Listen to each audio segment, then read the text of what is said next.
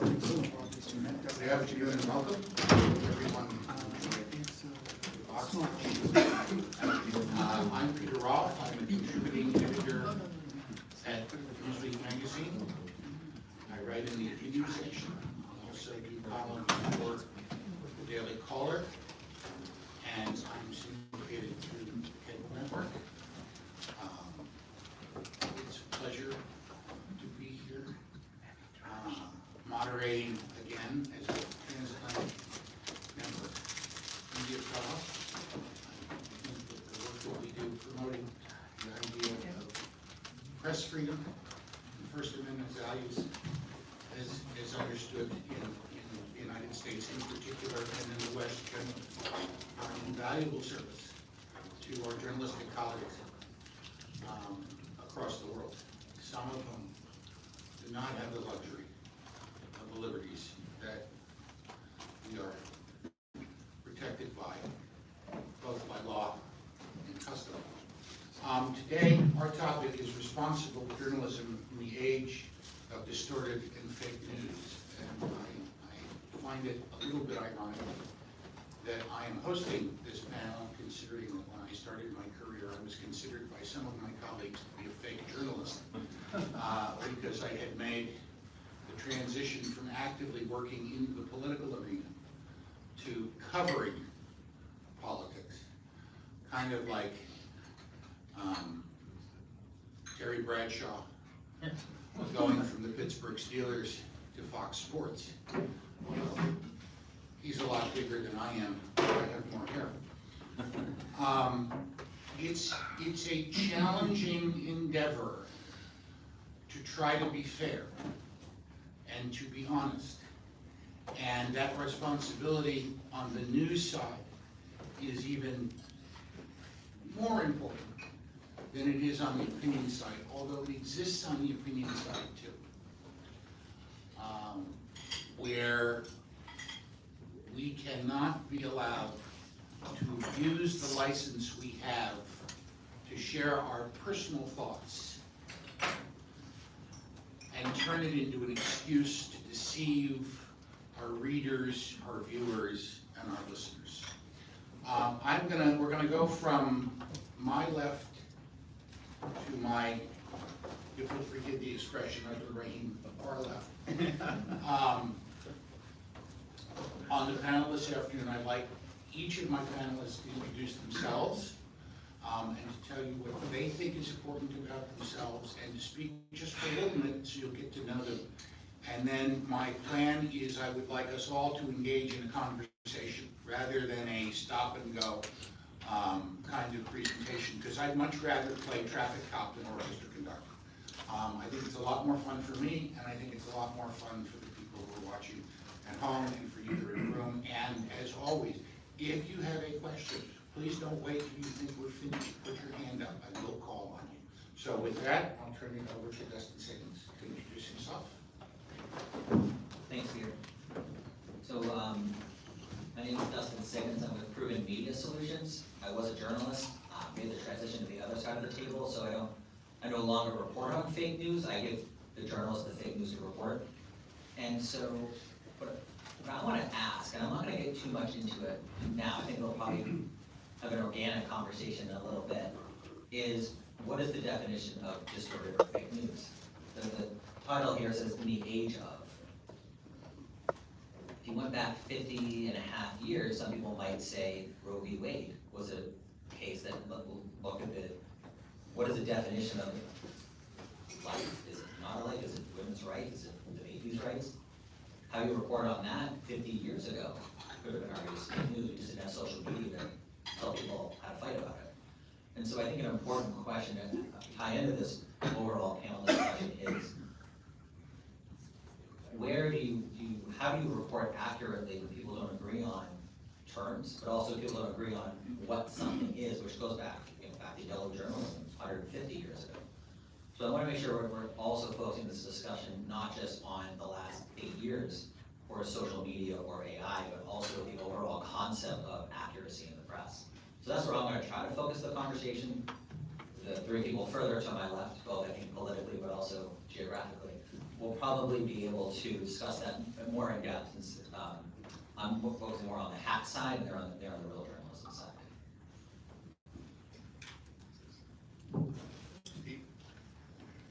Thank you, and good afternoon, everybody. I spent 4 years and 8 months at the White House's VOA's either senior correspondent or bureau chief. So I was there for the basically the entire Trump administration, first 8 months of the Biden administration. I had covered coming back to the U.S. in 2016, the last 8 months of the Obama administration, not covering the White House though. I was traveling mostly with John Kerry as he was racking up his government frequent flyer miles at the end of that administration. But I'm basically a foreign correspondent for most of my career. I say I'm ABC, Asia but China, not ABC News. So I know just enough about China that you really should have asked me about China. So for me, coming back to the United States in 2016 was a real eye-opener. I had been out of the country for an entire generation. And when I returned, perhaps I was naive, but I was really surprised to see that a lot of people, including members of my own family, could not discern between a well-researched Wall Street Journal piece, for example, and some piece of disinformation that a friend had posted on Facebook. And that was a revelation, a real eye-opening moment for me, that no matter how hard we try to be, objective and research our stories, that there was a substantial percentage of the audience that couldn't tell. The problem was not us necessarily, but a lack of news literacy. And if I hadn't been working for VOA, if I had been working for a domestic commercial news outlet, I think I might have quit the business and gone off to try to teach news literacy, although that may have been a chaotic quest.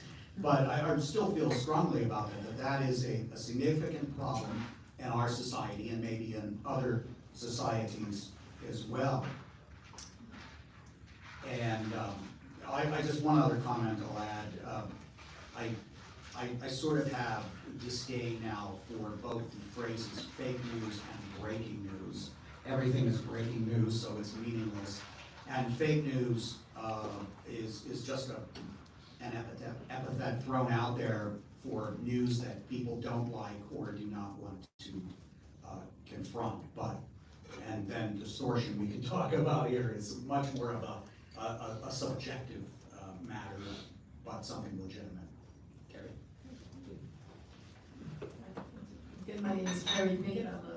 I'm a senior congressional reporter at the Washington Times. Before I came to Washington, I was working in the entertainment news business. I worked at Viacom and at MTV, was a production assistant there. I wrote up a lot of the sort of like jingle type of news. Watch out, Britney Spears is coming your way. You don't want to miss this. So lots of kind of fun stuff. But the fact is, even though it's entertainment news, you have to get the news right, regardless. But I didn't want to go back into, or not even back into, but I didn't want to go into hard news. So I came to Washington and started working for a lot of hard news outlets, and I eventually ended up at the Washington Times. Now, that being said, one of the things that concerns me, particularly when it comes to the idea of misinformation, which is the carrying on of information which is not true, disinformation, which is putting forth information that you know is not true, and then the idea of the phrase that you said, fake news, which you don't like. Still, I don't like the idea that you have government trying to put forth consequences because they don't like what's out there. Because now we are seeing social media, which was being sort of regulated from government, And we are seeing court cases that are being litigated right now as to whether or not government is going to be sort of dealing with that. Right now, court cases being dealt with right now. So the question is, should government be dealing with news?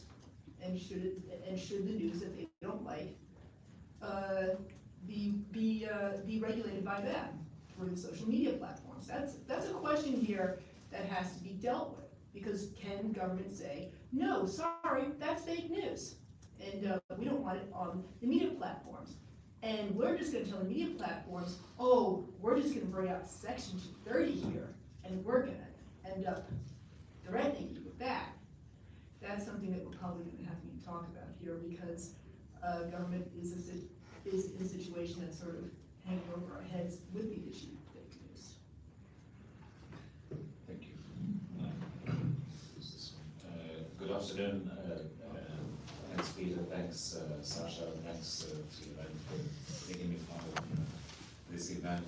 My name is Abderrahim Foukara. I'm the bureau chief of Jazeera here in Washington. I've been with Jazeera for some 20 years now.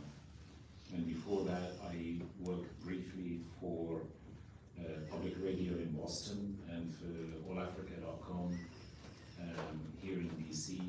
Allafrica.com is supposed to be the largest provider of African news and analysis. And before that, I worked for several years for BBC World Service Radio in London. And the question that I have is not just what is fake news. I totally agree with you. The other question I have is what is responsible journalism? Circling back to my experience with BBC in London, obviously BBC has, throughout its 70 or 80 years of existence, it's built up a huge capital of credibility. But it has to be said also that at the root of the experience, BBC was basically set up to counter Nazi propaganda. And so initially it was doing British propaganda as opposed to German propaganda. But it went on from that to build, as I said, a huge capital of credibility. And it has fought a lot of battles. It fought a nasty battle with Margaret Thatcher during the Falklands War, because Thatcher wanted the BBC to say our troops instead of just the British troops. And she threatened to cut off funding for the organization. Recently, as we all know, it has been fighting a battle against those who wanted to describe Hamas as a terrorist organization, and those who are saying it's not the role of the BBC to describe, to attach an epithet like that to any news organization. And then that brings me to the issue of how the American networks have covered, for example, the war so far between Israel and Hamas.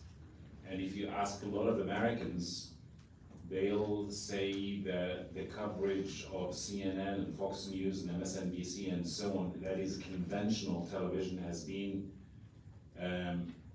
doing it right. But you talk to a lot of other Americans and they say, no, these networks have been doing a lot of pro-Israel propaganda.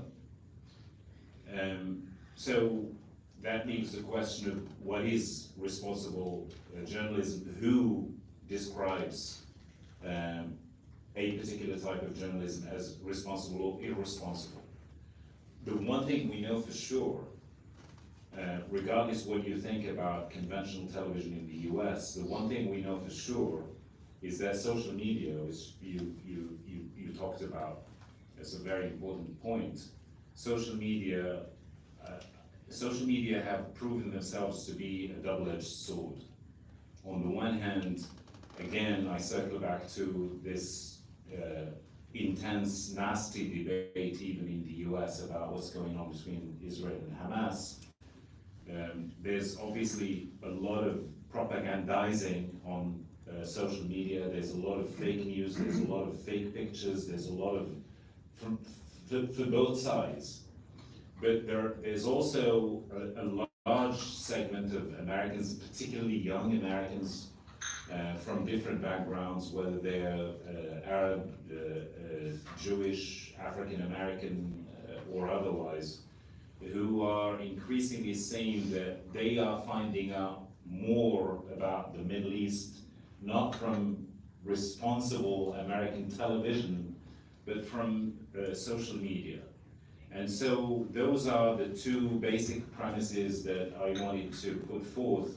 What is responsible journalism, and who should control social media, particularly for those people who say that they rely on it to find out the true nature of what's going on around the globe, but at this particular time, in particular between Israel and Hamas. And I'll leave it at that, thanks. Thank you all for your introductory remarks, and I've been asked to remind you as best you can to grab the microphone and talk into it, because the folks who are watching online are having trouble hearing what you've done. But I think that you've just gotten 4 very important descriptions of the issues involved in a larger discussion of responsible journalism and fake news. That remind me of the story of the blind men who are asked to describe an elephant, and each describes a part of the elephant without describing the whole thing. But putting it all together, and I'll start with you, Steve. What responsibility do we have as journalists to consider how our reporting might be misused or used in an irresponsible manner to further somebody else's objective? I think that's inevitable. It's going to happen, and you can't spend all day worrying about that because people will take up one line out of your story. You can have the most nuanced 1,400 word or 20-minute documentary, and they'll extract one sentence out of it and try to beat you up for that. So I really don't think you can worry too much about that, because especially where things are going out on social media and being distorted, it is going to happen. And people also, depending on where the funding is coming from for your particular news organization or its perceived political bent, are going to look at everything through that particular prism, and then of course it's put through their own sunglasses, rose-colored or other colored sunglasses, to come to their own conclusions about your reporting. But So you should be saying, as practitioners, we're responsible. You know, we have a responsibility. We know where our standards are, and we put it out there, and what happens, happens. Kerry, do you agree? Yeah, to a certain degree. I mean, same as what you just mentioned, people will go into my articles and they'll pick out probably their favorite graph there, and then they'll end up saying, okay, well, I'm just gonna push this out on Twitter and then make their own comment on it. But that is just going to be just natural with the dissemination of information that's been going on for decades now. I mean, I wouldn't necessarily say that will always happen with distortion of a media, because with all of our articles, there are different parts to our articles. There are different interest points in our articles. Sometimes people will take certain parts of our articles and will certainly distort them, and sometimes they'll take parts of our articles that they very much do understand, and they understand them quite well, and they put them out there in a way that we actually meant for them to be put out there. So I think it just kind of depends. Although, yes, but I just want to say that what you just said, Kerry, brought me back to my political days when we used to complain.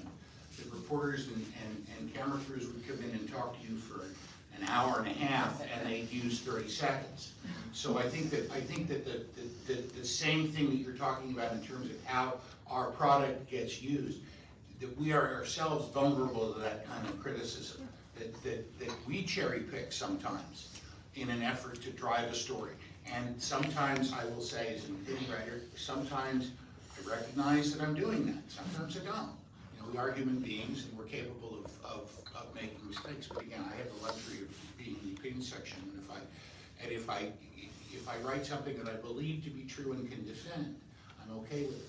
I don't set out to set the objective of, you know, this is the message I want to send. Is that a conversation? Hey, Peter, you were, I gotta interject, you were very lucky to get 30 seconds. If you look at network news, sound bites sometimes are 4 to 6 seconds long. Yeah, I mean, the issue obviously has so many different facets. Let me just focus on one. You've just touched on it, Peter, opinion.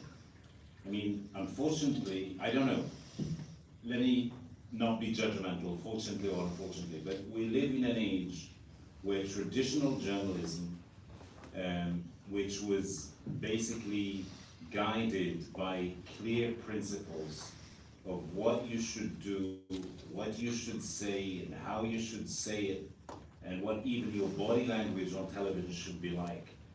I think more and more people don't like that kind of journalism. More and more people find it boring and tedious. And there's no place on the face of the planet where that problem is so acute than here in the United States. I mean, you take the BBC or you take NPR or such similar organizations which still use the old-fashioned metrics of journalism. Yes, we have a lot of Americans who listen to them, but they are still niche markets. Whereas people tend to move towards a different type here in the US and around the globe, which is opinion journalism. The journalist, reports what he thinks is the reality, something that others may regard as fake news, but it's an audience grabber. And that's a reality that we have to contend with. And you come to social media, and obviously those limits, they don't exist. Everyone has become a journalist. And look, be careful what you wish for. There was a time when we were all wishing for the world to become more democratic. And the world has become more democratic in the sense that everyone now with an iPhone has an opinion and can say whatever they want to say, and it's up to you whether you're going to accept it as scripture and believe it, or you're going to say this is fake news. But that's the reality of the world where we live today. It's a democratic world, but it's a cacophonic world. Anybody can say just anything, and there's nobody but yourself most of the time to guide you as to whether you should believe it or you should take it with a mine of salt. Most of the time, the stuff that on social media, you should take it with a mine of salt, if you ask my opinion. So one of the things that, I'm gonna tell a path. I'm gonna start on one end of the path and I'm gonna start from the other end. So I'm gonna take kind of a 50,000 foot view. There was a video showing CNN reporters, or excuse me, camera crew, dodging Hamas missiles, and there was an overload, a voice telling them to fake it. Is anyone familiar with this video that went out about 2 weeks ago? And it was used on social media to show that CNN is so biased, they were having their camera crew pretend on the orders of somebody on the phone to be running away from missiles and dodging. I looked at that and I said, that might fit some of my political bias. We do a Google search, and about 5 minutes later I found a Reuters article, we fact checked it, which linked to the site that said, yes, we did the voiceover, that was us, not CNN, we're just trying to prove a point. So the first part of the path is from me as the media consumer, no longer in the journalism world, the PR hat world, I try to tell them what I think is important, or my clients think is important, is I think we have a responsibility to double check when we see something online that fits our narrative, right? Maybe it's the fake story of the parent tearing apart a classroom over gender issues. Maybe it's the story of the woman in New York City by Karen who allegedly at 6 months pregnant tried to jump over somebody to get a bike and confronting 4 young men. If we find a story that fits our biases, we probably have a responsibility as a consumer to double check. First of all, do we care enough to even get involved in it? Second of all, can we make a difference? Third, let's double check. If we can't find the facts, we don't have the time to wait 2 days. I have found that waiting 48 hours and facts generally come out, like the Fox News story earlier this year about homeless veterans being kicked out of a hotel for housing for immigrants. That was a big story at the local level, and local news found it, got reported on the chain. So that's the consumer side. I think on the journalist side, there are tons of media biases, and it's not just political, it's not just domestic versus international, it's not just age. I suspect they know that maybe everybody else on the panel. At the same time, there's word counts. There are platforms. Are you radio? Are you TV? Are you an opinion journalist? Are you a straight news text journalist? There are all sorts of media biases that come to account. And so I do think on the journalism side, it's been hurt by the desire to get clickbait so that you can break the news, right? It's always breaking news on voting night about every little update on the tick board on the back of on the screen. Sorry, I'll wrap up in just a moment. Long and the short is I do think there is a challenge on the news side where we all have our subconscious biases, or maybe we want to report something from this perspective to teach the audience something, or have them leave something out that we think is less important.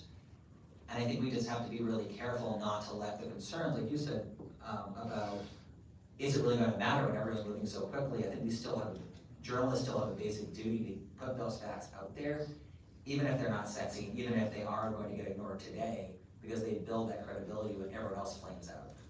I mean, the question that I have for you on that, do you think the question that I had about that for you, do you think that these changes that you've just described now, do you think they are the result of a change in human nature? People, they just want something fast, and they don't want traditional journalism because it's too slow, or is this about money?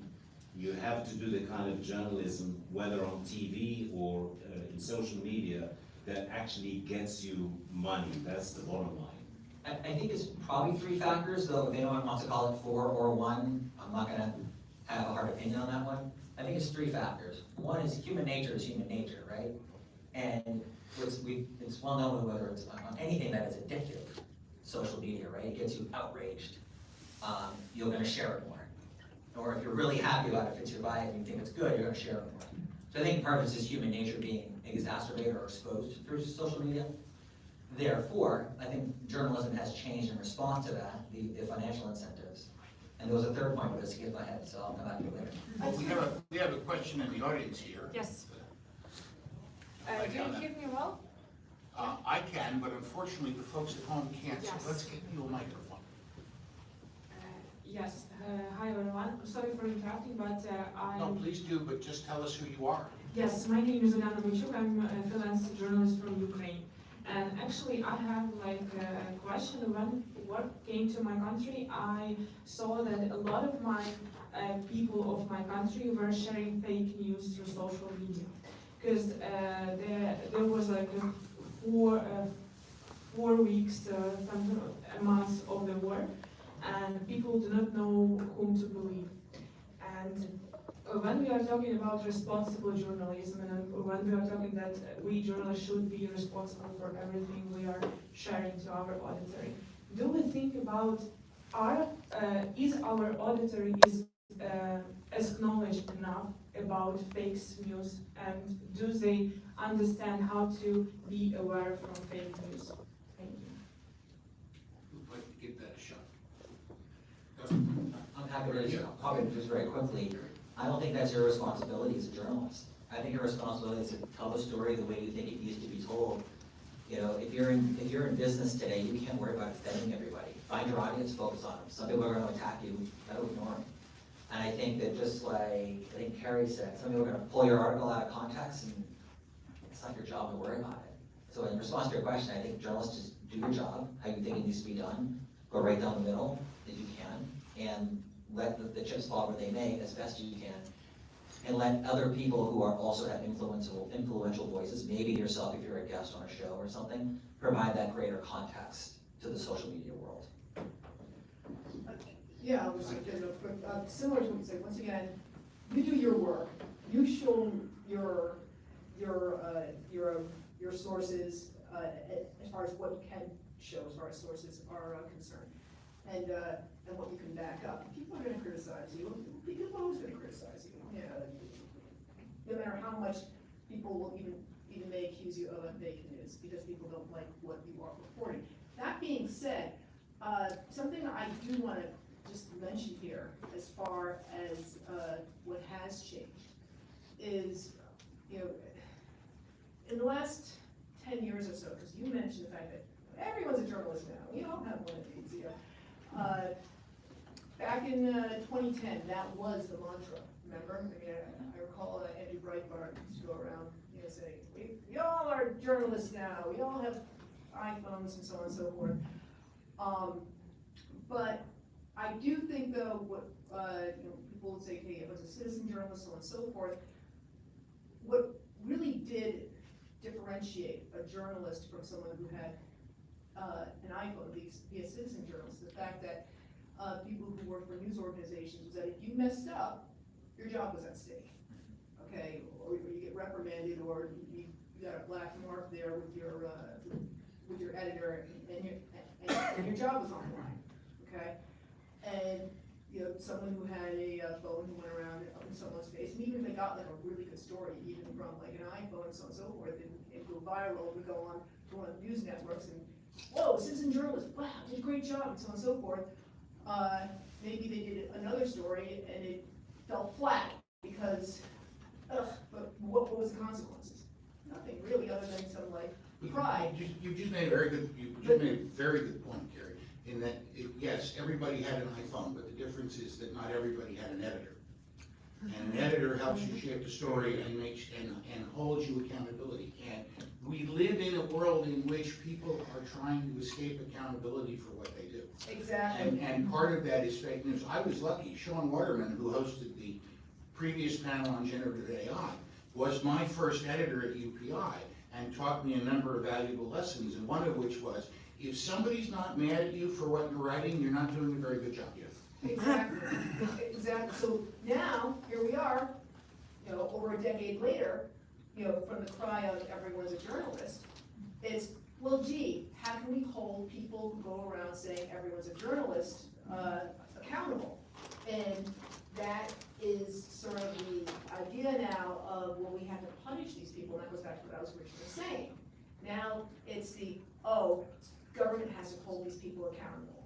And because now we have these citizen journalists out there who are trying to put information out there, and they could be spreading fake news. This goes to a very recent case last month, Douglas Mackey. Okay, now this guy put out obvious fake news, so people will call it criminal.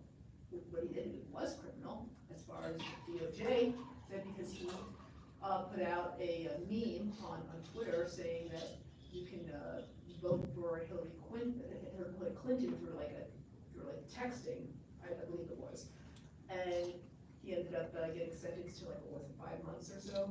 Yeah. Okay. The Justice Department then being judged that that was election interference.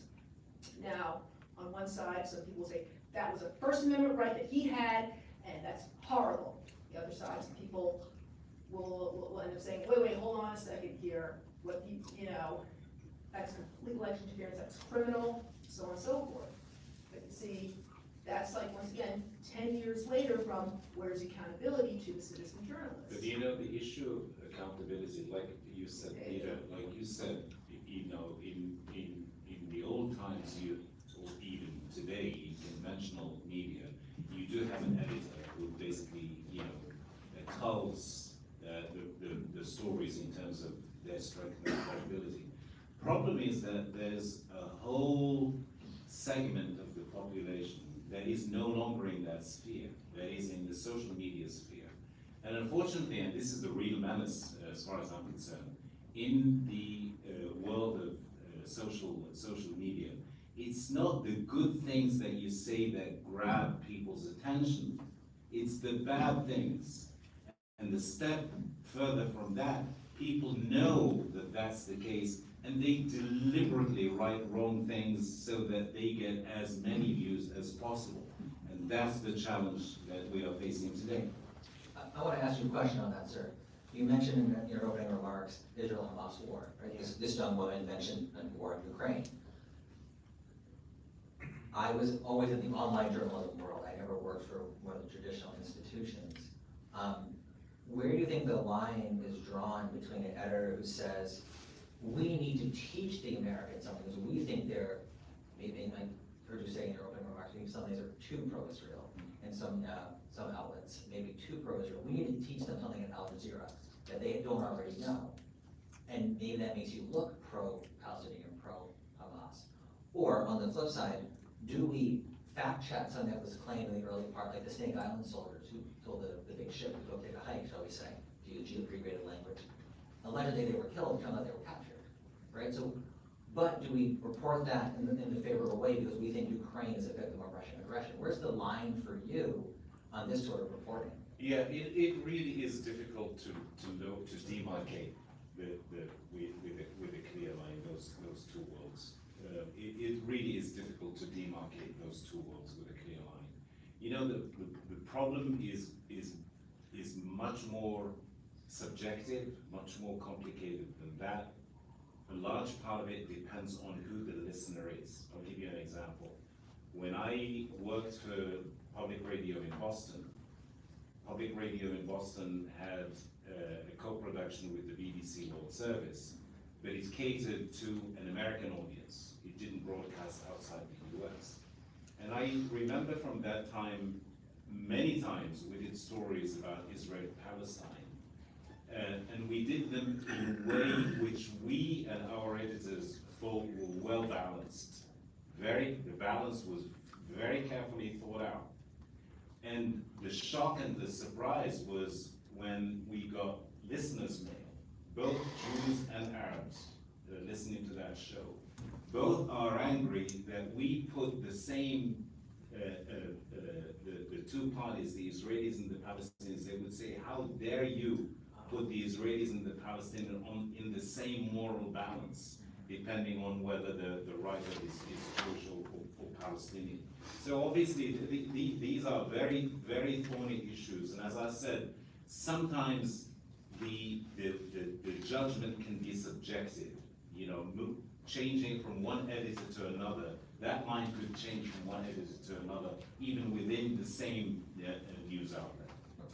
Steve, did you have a thought you wanted to add? Because if not, we have a question. Yeah, let me just very quickly say that I don't think traditional media and social media are mutually exclusive or the flip sides coins. You know, I work in very traditional media. I have a strong social media presence, and my social media presence is a reflection of my traditional media presence. I don't do hot takes. I don't give commentary. I rarely attempt humor online because even that gets very misinterpreted. And you know, I just want to make a full-throated defense for what you call the boring and tedious and these old-fashioned metrics of journalism. I understand what everybody else may be doing with opinion journalism and hot takes, and that's fine. There's space and room, and we have a First Amendment, and people can consume that. But you know, I've been very fortunate because I'm a former AP staffer, which is a news cooperative, ostensibly a nonprofit organization. I've worked for a government-funded media that's also non-commercial. But to me, you know, the accuracy and the objectivity and the transparency about who we are equals credibility. And I think in the long term, that is something that's really valuable, especially in this age of all this misinformation, disinformation, and opinion journalism. Maybe it doesn't get the largest audience, but it has a role. And just like, you know, the New York Times, with, you know, that has flaws, right? but we all know what the New York Times is, and it's able to survive in a commercial environment. So I'm not sure that credible journalism has to be nonprofit or government funded, that there are commercial formula for this old-fashioned type of journalism too. Sorry, can I Yeah, ask go a ahead. question? Yeah. I'm just trying to put the intellectual cat among the pigeons here. I mean, for me, it's the same problem. Identifying what fake news is, identifying what responsible journalism is, and identifying what credibility is. I mean, if the metric for measuring credibility is the size of the audience, meaning numbers, well, you know, by that standard, Hitler had a lot of Germans supporting him. Is he credible? Big question. The same thing applies for the media. If you have a media outlet which has a huge popularity, and I know that the metrics, the audience metrics in the United States are not in the hundreds of millions, they are in the 2 million to 3 million mark. But if you have an outlet reporting on, let's say, Israel-Palestine in a particular way, and it garners an audience of 4 million, 5 million viewers, is that credibility? And if you say yes, then the question becomes credibility according to whom? No, I agree with you that the numbers don't equal credibility, that it may be the smaller news organizations in terms of ratings. I mean, look at PBS, for example, definitely has probably for any evening daily newscast the lowest numbers, but where would you rank PBS's credibility compared to the cable networks especially? Actually, just to even on a more micro level on this very similar argument goes back to when we were going through the pandemic. Because this argument was, because on social media, you had very, very credentialed scientists and doctors who were being told, oh, no, you can't say that about COVID. No, because according to the CDC, according to this government, according to that government, no, and they were being just written off. Now, we look back, of course, we said, oh, that's when he went quarterback, and we didn't know at the time, so I was like, yeah, but you just totally trashed these guys this entire time. It was a small group, but a lot of these guys, these well-known scientists, these well-known doctors over at these very prominent institutions were just being written off as kooks. So simply because they were a smaller group. So but because these massive media institutions were going along with what the government was saying, when the government was putting out, was actually regulating, now we know, social media, here we are today. I think it's a very good point, Kerry. I'm glad you brought COVID up. But whether it was the discussion of masks or the potential for COVID to spread in the public school system, I do think that most of the mainstream media in America, and this is my opinion, took the position that masks, yes, schools closed, not because of the science, but because of political pressure applied by the federal government and by the states. And the science now tells us that masks probably didn't do very much good at all, and that the consequences to children of having their schools closed for 18 months is more severe than the risks that they would have been exposed to from COVID had they remained open. And so when we get into a situation like that, and I know you had a question, and I'll get to it, but what is the responsibility of news organizations when you get to the Monday morning quarterback position, and you're talking about COVID, or you're talking about the hospital in Gaza story that just about everybody got wrong initially, and we don't have to get into the reasons why they got it wrong, but they got it wrong and were slow to correct. What do we do about that? How do news consumers hold media organizations accountable without infringing upon, just from the US perspective, the First Amendment, which would have government sanctioning media companies for getting things wrong? Well, I don't think the government should be, sorry, I don't think the government should be sanctioning news companies because they are slow to say, oops, sorry, we got it wrong. And my goodness, it took the New York Times how many decades to say, well, wow, we got it wrong as far as World War II was concerned, as far as the Holocaust was a concern, because they didn't cover a whole lot there. I mean, it took a number of decades as far as that was concerned.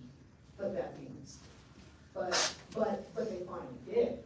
That being said, we need to talk about, how they can better be transparent about it. I think this goes back to the question of what is considered credible news, right? You have, I think, probably two broad categories. What does everybody believe? 200 years ago, black people, it's time for black people to be slaves in America. 20 years ago, the current speaker was writing that marriage should be between a man and a woman, then the popular opinion. Today, that's considered right-wing and crazy.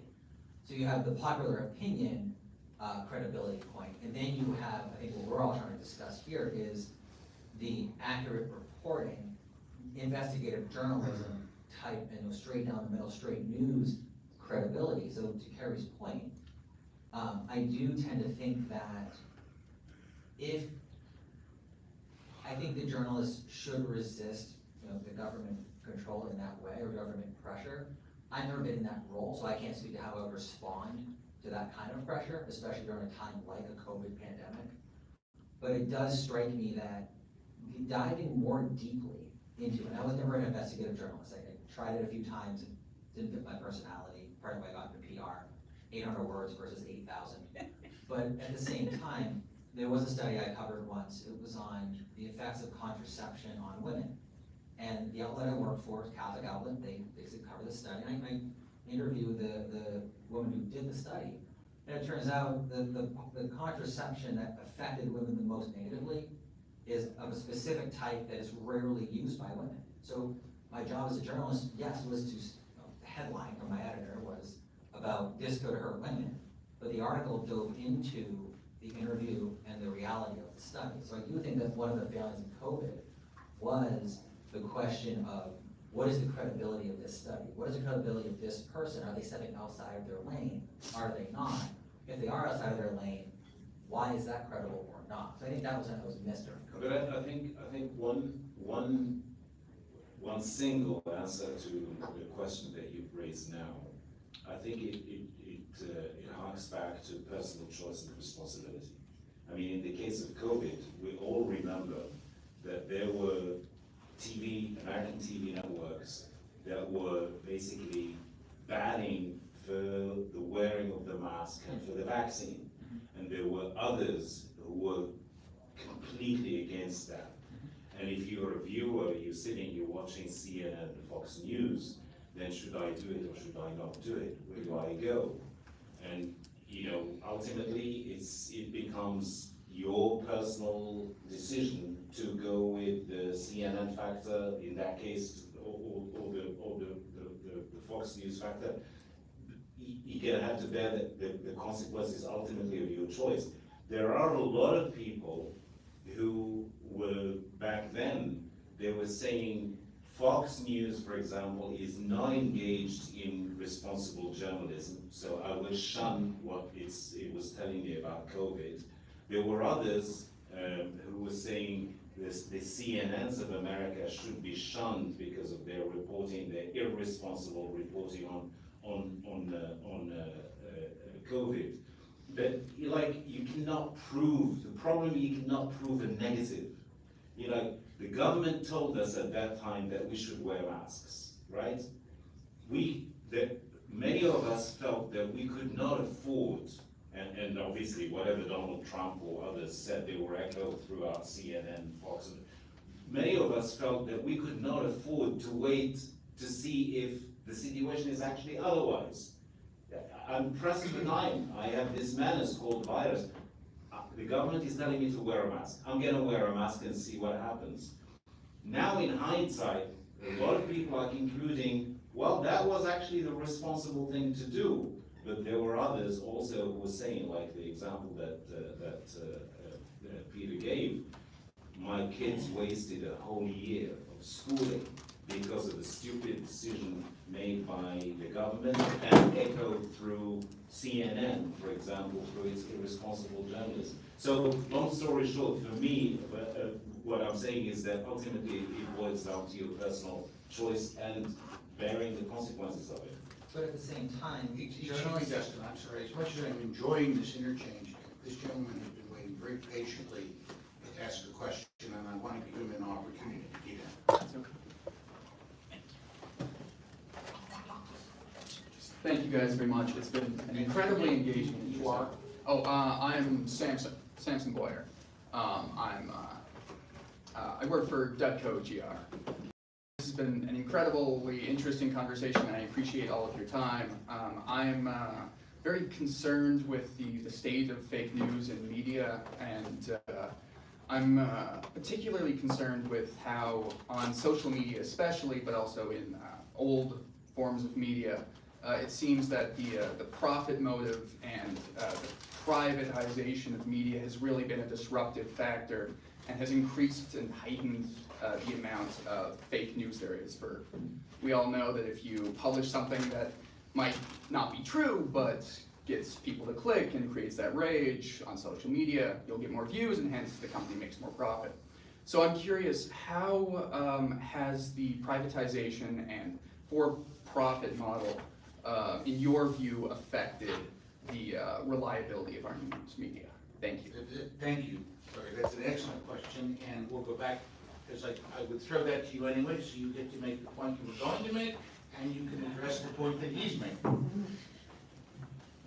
the privatization of media. So, in the age of citizen journalism, right, we had, you remember the Covington Catholic circumstance 5.5, almost 6 years ago now? At least one, I don't remember the exact number of media outlets who had contributors, reporters and others saying things like, this 16-year-old kid who I'm watching for a 12-second clip has a punchable face. Or the New York Times reporters who were outraged that Senator Tom Cotton wanted to have an opinion at the New York Times. Or the number of journalists who, or say my age and younger, I'm 38, who think that the straight down the middle, as these more experienced journalists have discussed, more traditional journalists have pointed out, is of the old times. There needs to be a point of view on climate change, abortion, immigration, Trump, Biden. Should we not talk about Biden's age because he's accomplishing a lot? Should we talk about it more because it's a legitimate concern of the public? I don't think the privatization of news is concerning in and of itself. We play, we have NPR on the background a lot of Saturday mornings. They'll touch on really good topics. But I have noticed a distinct lack of balance in how those conversations often take place, because it tends to be a little more liberal leaning. And so I think that the privatization isn't that concerning, because I, as a consumer, as you pointed out, can walk away from any outlet that I want to. And does that create distortion? To go back to our title here, yes, potentially, probably. But at the same time, more voices are better. The question is, do we as consumers have the ability and the intelligence to say, I'm seeing 10 different pieces of news, I only really care about that one. Okay, now I can dive more deeply. It really is at the end of the day. Do I think the journalism world has a lot of responsibility they're failing on? Yes. Do I think consumers have the end responsibility? Yes. So I'm not really worried about the privatization, because I think that would also lead to more government control. Well, it's interesting, Dustin, you bring up the president's age. And I focus on, I would like to focus on that for just a second here. Because you made the assertion that people care about it, and I'm not sure that that's true. I think that reporters, opinion columnists, who are of a certain political persuasion, brought that issue to the American people and said, the president's almost 80 years old, he does this, he fell off his bicycle. bicycle, he fell down the steps, he sometimes gets lost when he's thinking, or looks like he's lost when he's walking around on a presidential visit. Isn't this a bad thing? And they made people care about it. The issue is, should they have? And as distasteful as it may seem, I would argue that perhaps yes, that sometimes there are things that go on in the news cycle that it is the obligation of the commentariat as well as news reporters to go to the American people and say, we're thinking about this. We are specialists in this area, and we think this is important. I'll give another example. Abderrahim's network, Al Jazeera, has been criticized not for fake news, but for showing certain video clips that some Americans find horrific and offensive. And I would agree that for an American, some of those things are offensive, and they are certainly, as a human being, horrific. But they happen. They're news. And you have to make an editorial judgment about whether you want to put that story forward. And it doesn't necessarily, the fact that somebody sat down and said, let's make this a story, doesn't necessarily make it fake news. It doesn't necessarily discredit it. It may be the responsible thing to do. Full disclosure, if I may. I listened to, going back to, private media, privatization. I listened to a lot to Rush Limbaugh, a lot. And I listened to him not because I thought that his ideas made sense to me. I listened to him because he's engaging, as opposed to NPR, the content of which is very good, or the BBC. I don't want to impugn anybody in particular. But the tone is not very engaging to a lot of Americans. They just tune out. Now that's one layer of it.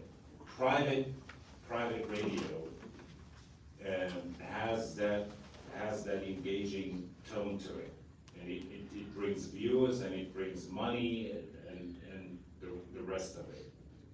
The dilemma that we have in terms of private as opposed to public, when you have a news outlet funded by a government, whether it's Al Jazeera or the BBC or Lahore or whatever, that always raises the question of, oh, it's funded by a government. Could it possibly be credible? And in a lot of cases, yes, it can be credible. By the same token, private news outlets, because they are private and because the engine is money, they are about making money. They're not necessarily about making news, and they are engaging in everything. But how much leeway do you give them to influence you and influence your decisions? And again, I come back to the point that I made earlier. In a lot of cases, it boils down to your personal choice and your personal decisions, and whatever decision you make in terms of who you let influence you, you bear the consequences. So, Kerry, how many articles a day do you write?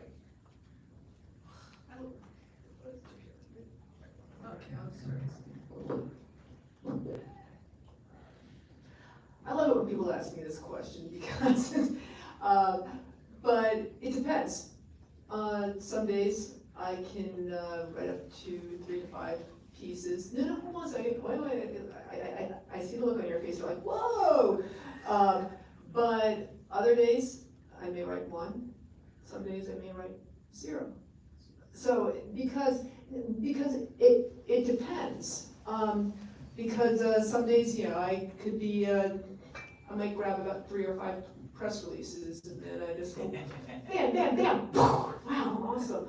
And then another day I'll, perhaps I'm like maybe like 2 pieces because there's like a couple of votes on the floor, and then I can just grab a couple of lawmakers, boom, no problem.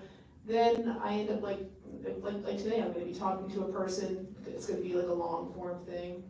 I'll probably be talking to him for about 30 minutes or so, and then I'll be writing it up tonight, and then it's gonna go out maybe tomorrow morning. So, it really ranges. And the reason I ask that question is, let's say it's 3 a day on average, that's 15 stories a week. How many bills are introduced to Congress every year? Something like 6,000? So right there is, you have a responsibility as a journalist, right, to the audience.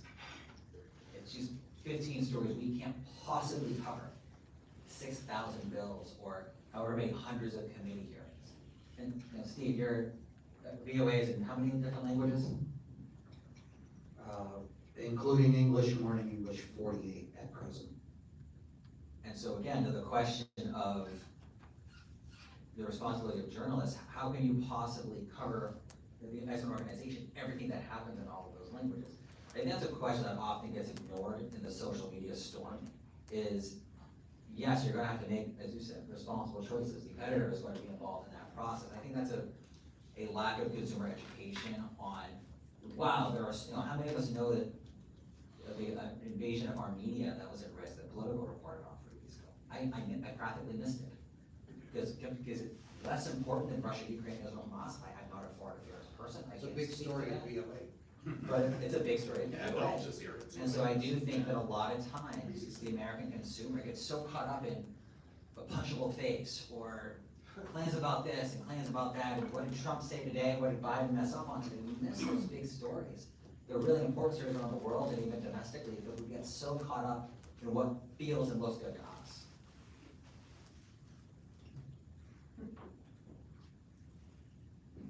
Oh, I thought you were.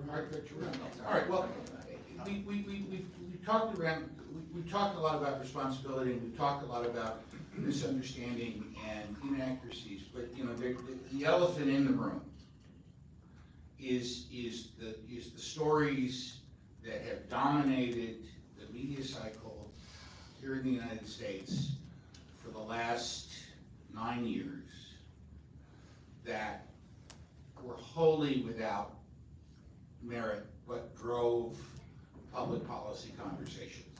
And I know that there's a belief among some people that the term fake news was originally going to be used to discredit news stories that ran counter to the conventional narrative on a host of public policy issues. But the term got hijacked by the former president, Donald Trump, who just decided to label any story that he didn't like fake news. In his defense, because this is America and everyone is entitled to a defense, some of the stories he complained about were fake, particularly the stories about his behavior that were, I'll say revealed, but there's got to be a better word, in the dossier prepared by the former British intelligence officer working for a firm, a research firm that had ties to Democratic law firms and to the Clinton campaign. But it was a two-way street. He fed He- a he- lot of and- fake and- stories and- into and the he news did, cycle. he did absolutely, but that one story alone, the Steele dossier story, drove the US political conversation for 2 years. Yeah. And I think there are a lot of people who questioned the validity of the dossier when it was first published on BuzzFeed. They read it and said, this doesn't smell right, this doesn't make sense, and yet there was nobody interested, or very few people interested in the mainstream. They just wanted to say, hey, you know, we're just following the story, we're just covering the story. At what point are you not just covering the story, but aiding and abetting the dissemination of fake news just because it's something people are talking about? And I'm just picking the Steele dossier story because I think it's the meta example. It is the big thing. There are plenty of other stories that make other politicians and people of all political persuasions look bad. I just think this is the meta example that everybody knows, so it should be the easiest one to talk about. You know, Peter, if I may say, you know, like in the early days of computers, they had this expression, garbage in, garbage out, right? Yep. And he, even before he became president, first of all, Donald Trump, even before he became president, he garbaged a lot of stories into the news cycle during his campaign. You know, we can go through a whole litany of those. And then the media started to also garbage a lot of stuff in about him. But you look, for me, there's a bigger issue here at play, and it is a conundrum. And the issue is the menace that is 24-hour television. You know, we live in a world where it has become inconceivable not to have 24-hour television, 24-hour news cycle. We are caught up in it, not just as human beings, but as a profit quality. It's about money. It has become part of our economy, part of our social life, part of our existential DNA. Because we cannot get out of it, it has become a menace. You mentioned how many stories of consequence to foreign policy have we lived through the last 9-10 years? How many do we even remember? I don't even remember, and I'm in the news business. You know, if I can count 10, I think I would be very lucky. And I'm from within the business, let alone somebody who's outside the business. So this business is the news cycle. You know, it fully connects into the issue that we're discussing here: responsible as opposed to irresponsible journalism, and fake journalism as opposed to real. You cannot convince me that in a 24-hour news cycle, you can fill every single minute of those 24 hours with responsible journalism. You just cannot convince me that that's possible. I think it's important to point out here, keep in mind, that with the advent of a 24-hour news cycle and the internet, you have this very fluid sort of dissemination of news that's been going on at least since about, let's just say, mid-80s going forward. Yes, I know CNET's been around longer, but still. Previously, you had the big three networks, and you had the papers, radio, okay? What would happen, because fake news, as you mentioned, has been around forever. But what happened is, you get the newspaper, yeah, if fake news is there, okay, whatever, paper's gone. You know, news in, news out. You watch TV, if fake news came out, okay, news in, news out. It was relatively kind of in and out. The thing now, with the internet, as well as constant news cycle, is that you're constantly seeing it. You're constantly seeing it. You're constantly reminded of it. And on top of that, as opposed to our good old libraries where perhaps you'd have some like real nerd who'd go into like, look something up. Oh, look at that, I found a clip here that someone said something one day and then said something the other day. You had to look for it on microfilm. You actually have to look at it over on the microfiche, okay? Okay, but like that was like maybe one person in a million. Now, everyone's lazy now and they can all go look at it on Google, okay? It's like a global crowdsourcing, and that pisses everybody off. And therein lies the big difference of where we are today as opposed to where we were back in like the early 90s going backwards. And therein lies the big issue. You went in the old days. You went to microfiche, as you said, and you found a fact. It's microfiche, big books with months worth of newspapers, they were facts. in one of them. And they were facts. Today you go to something like Wikipedia, for example.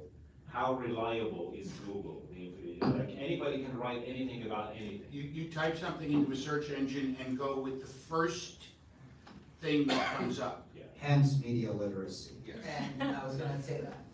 You can find anything on Google, and we spend, in my case, I spend it watching action films, on YouTube instead of looking up these gentlemen who I didn't know before today, probably could have known them on YouTube. And so I'm as guilty of it as anybody, but I do think at the end of the day, again, I mentioned earlier, there's two different sides of the path. There's the journalism to the consumer. There's also the consumer who sees something and says, I'm gonna go look it up. And then looks up to the original source. And that's what's really critical.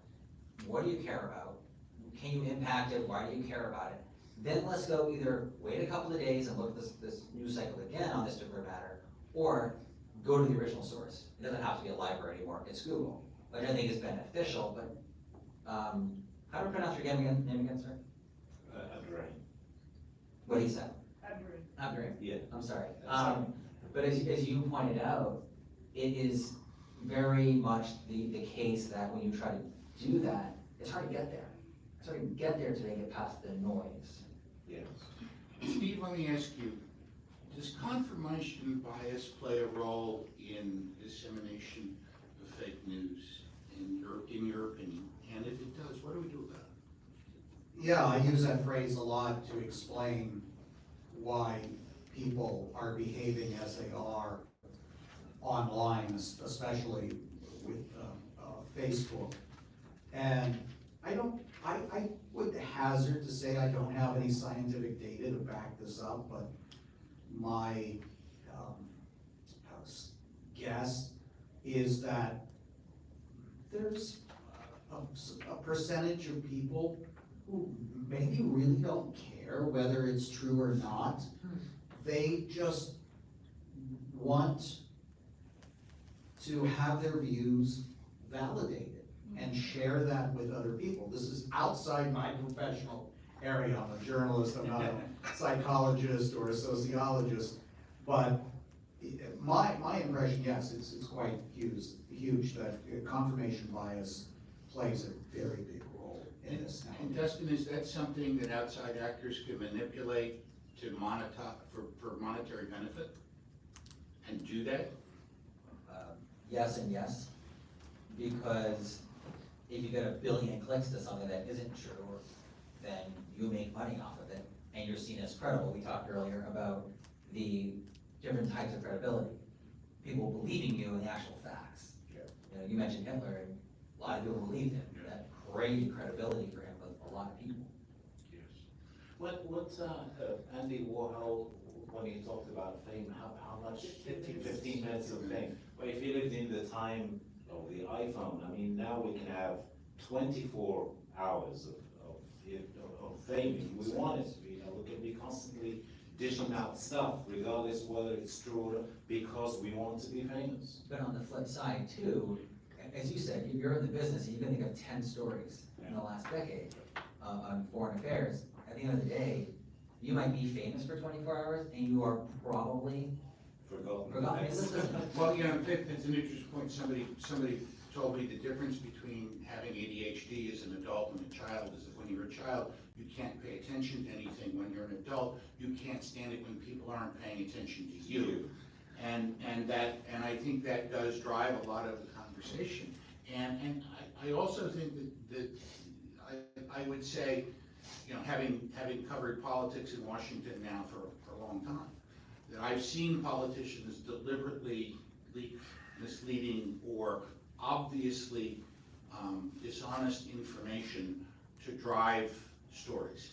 That accuracy and reporters ended up substituting accuracy for advocacy, and that they were used and manipulated by politicians and by other people who have elite social status to drive agendas.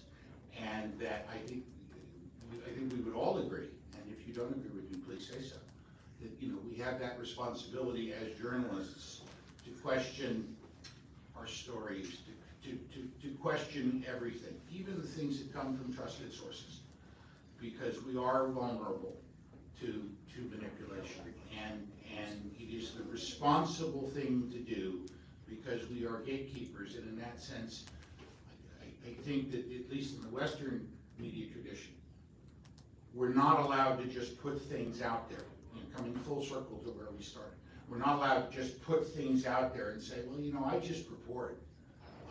What people think, what people do, how they take that information, that's not my responsibility. I think that is something you have to consider. I think you're wrong, Peter. If a president of the United States or the press secretary says something, how many articles get run on, said Obama, said Trump, said, all these different people. So actually that responsibility is been kind of reneged on, because you can say, well, I was just told that.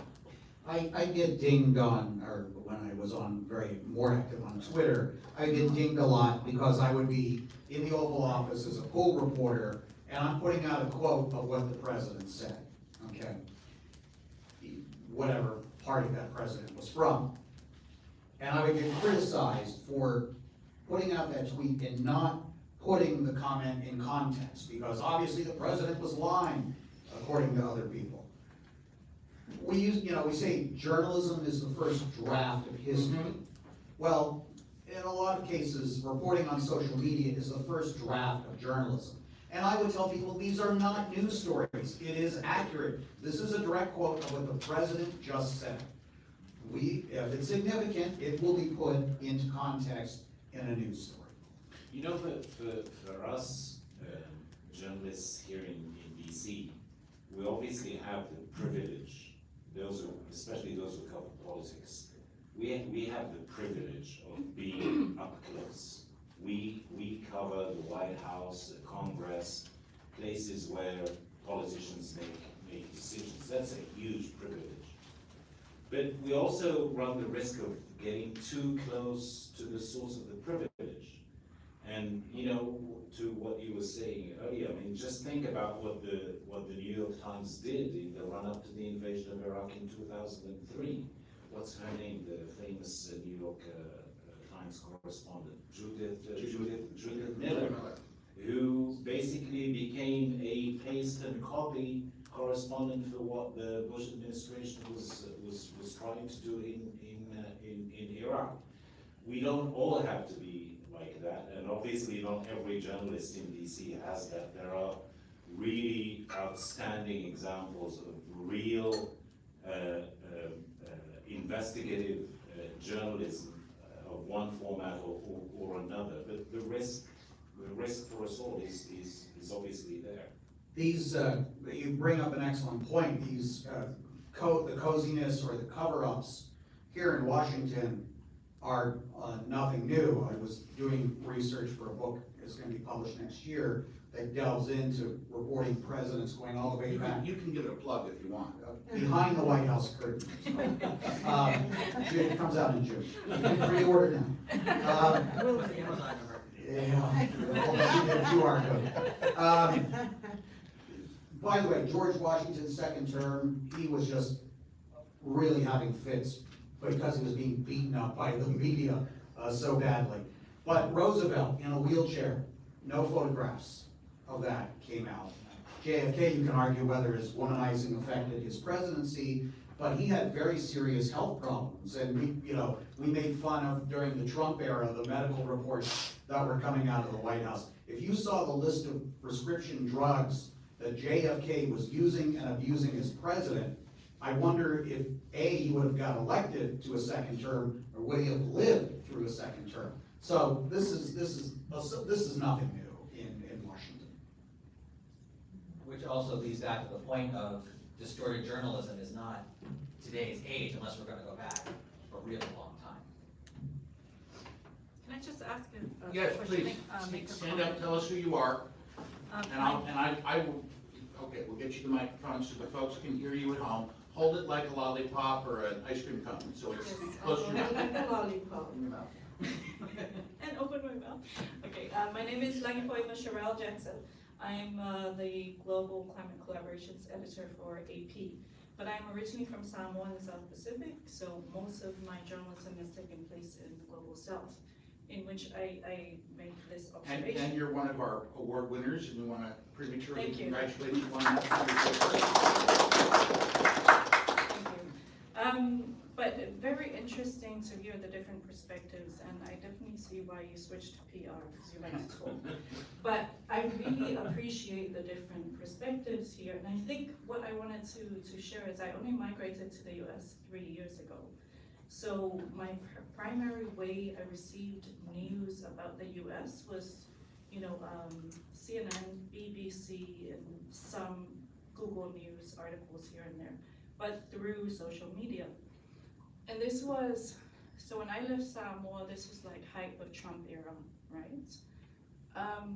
And so arriving here and observing how the media reported, what I found interesting, and I'd love to hear your perspective, the journalist, on this one, is how, you have the obligation to tell the truth and to report on leaders. That makes the news, that is what you're supposed to do, especially if you're covering the White House or Capitol. But when it came to Trump, 90% of the things that were said were absolutely untrue. By him or about him? By him, like his quotes, his speeches, things that he was saying were inaccurate. And so I found this, the obligation of the journalists in the US to report on what the president said, right? You had to do that. But then where was your judgment call as a journalist about the mistruths and the misinformation? So that's where, I'm very, Steve, especially for you, seeing as how you reported extensively on that, there was a line there, right? That was not really observed by journalists, because you were just reporting on what he was saying. And I feel like the fact-checking aspect of Trump's commentary came much later, a bit too late, in terms of some of the stuff he was saying. But journalists were just reporting freely on everything he was saying, irrespective of whether or not it held any truth. So where did you sit in that space mentally? Like, you had to report on what the president was saying, but at the same time, there was inaccuracy. So I'd love to hear how you navigated that hard space. And also, Al Jazeera, love your coverage, that comes across the Pacific. How did you treat that from the global perspective as well? Thank you. I know that was long, sorry. It's an excellent question. And I think what happened at the beginning of the Trump administration is a lot of journalists were shell-shocked because, okay, this is the President of the United States. And the other thing was there was a huge volume of material coming out every day. And you really had, you would start to work on one story and then he would say something else. And again, we were hostages to some degree to the 24-hour news cycle because, new editors in newsrooms were going with whatever was, flashing across the screen on Fox or MSNBC or CNN. But, and I, read my book because I do go into some of this in detail because. Steve, let me just interject here. It's buy my book, then read it. Yeah, you can get it at the library. Free copy, thanks. But I'll give you one brief example. Early on in the Trump administration, remember, there's some scrutiny of VOA even early on because we're part of the US government, funded by the government, although there's a firewall between us and the executive branch of the administration as far as our journalistic content. But remember when Trump as president, called the media the enemy of the people? Yeah. Okay, now, we have, as I said, 48 language services. This was getting a lot of play. I thought it was really important to put that phrase into context. And so Jeff Selden, covers national security for us, and I teamed up, and we did a story, probably ran, 1,200 words or something like that, about the historical context, and basically saying that the President of the United States, by calling the media the enemy of the people, is bringing up a Stalinist phrase, and enemies of the people traditionally ended up in the gulag or worse. And I was waiting to see how our audiences would react to us doing the story. and also the executive branch. And, you know, I don't know what sort of criticism there was, but we did do that story very early on in the Trump administration. It's been so long, I don't even remember how we. You've locked it up. You had me on a lot to translate. We did, but you know, like one big, for an international broadcaster as opposed to American news outlets, one big, I mean, we had an advantage, obviously, we're based here in DC, we get into the nitty gritty of American politics, we translate the American political system all the time to our viewers outside the United States, so that's a huge gain. The challenge that we had was, by the way, I want to challenge a little bit the veracity of what you said, that the media in the US didn't challenge Donald Trump. I think it's precisely because they challenged him that he called them, you know, fake news and the enemy of the people. I mean, the New York Times, you can go to the New York Times, the Washington Post and others challenging Donald Trump as early as his presidential election. But the challenge that we faced as an international broadcaster coming out of DC is there was a lot of anonymous stuff in the New York Times, in the Washington Post. It was amazing stuff, but it was anonymous stuff. So quoting it was a problem. Not quoting it, people would accuse you of not being truthful, or you know, being afraid to report it. And there was a constant debate within the network at that time how to report anonymous news in the American press. I mean, we knew, obviously, New York Times, Washington Post, they do have, in terms of the manpower, they have a lot of people working within the administration to get to anonymous news.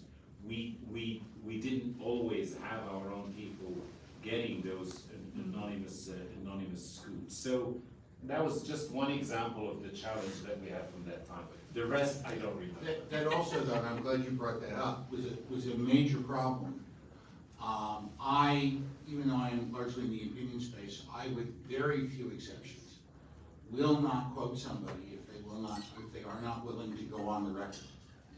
And there was a plethora of people who were happy, even inside the administration, who were happy to say horrible things about the president, but they wouldn't quit, and they wouldn't put their name on what they were saying, and those stories drove the news. And it doesn't do the journalism industry any good to keep reporting on anonymous criticisms, because as my other colleagues at UPI taught me earlier, who are they? What's their beef? Do they have an axe to grind? Is there something personal here, professional, sexual, financial? You gotta, and this goes back to the first impeachment, when everybody in town and everybody in the news industry was falling over backwards to protect the anonymity of the whistleblower who complained about Trump's phone call with the president of Ukraine. I do not remember a time when a whistleblower had the kind of impact that this whistleblower did, that every reporter in Washington who wasn't writing about the whistleblower was trying to find out who they were, going back to Deep Throat and the Watergate scandal. Because that was news, but all of a sudden, this whistleblower was off the table, unusually. And Peter, I'd like to point out And that. Kerry worked on that story, so Yeah. you may have some details that you want to add about who Yeah, the person might have been. Yeah, in fact, it got so bad to the point where lawmakers knew this guy's name. And you had Adam Schiff, who was the Intel chair at the time, and he would not allow Republican lawmakers to even say this man's name during any of the behind the door hearings. Oh, no, you can't say it, or you're gonna be reprimanded or punished or whatever the case may be. That's how bad it got. So, and the media, they went out of their way to keep this guy's name, can't say it. Whereas in the past, with whistleblowers, oh, we gotta find out who this whistleblower is, and we're gonna make sure we're gonna expose this whistleblower's name. I mean, it was all about getting the names of whistleblowers, but with this particular whistleblower, oh, we're gonna make sure that we're gonna cover his name. That's what it was all about at the time. There was something similar going on in the White House during the Trump administration. We would hear, a small group of reporters would hear something from a senior administration official off the record, okay? Off the record has a very specific meaning. And then the next day in certain publications or on certain broadcasts, that quote would be there on background attributed to a senior administration official. So that was a challenge too. Were you willing, and in some cases with Trump himself on Air Force One, he would say things that were off the record, and then one of the pool reporters would say, Mr. President, that part you just said about Adam Schiff or somebody like that, could you go on the record? And he would say, much to the horror of the press secretary, oh yeah, sure. So things were very fungible in the previous administration about the traditional boundaries of how information was sourced. And a lot of that was good because we would get the president to go on the record instead of being off the record. Did you have something you wanted to add to it? No. Okay, well, we're at time, and if nobody in the audience has any more questions, I would like you please to thank them all with a warm round of applause. You'll be excellent at with tips of either kind. We are journalists after all. A fake hat and fake tips. But Thank you not very for much. them. You've indulged us in our vanity. We appreciate it greatly, and we hope you leave the room a little bit better informed about the responsibilities of journalism in an era of fake news. Thank you for your attention. Thanks, Steve. Please enjoy your coffee.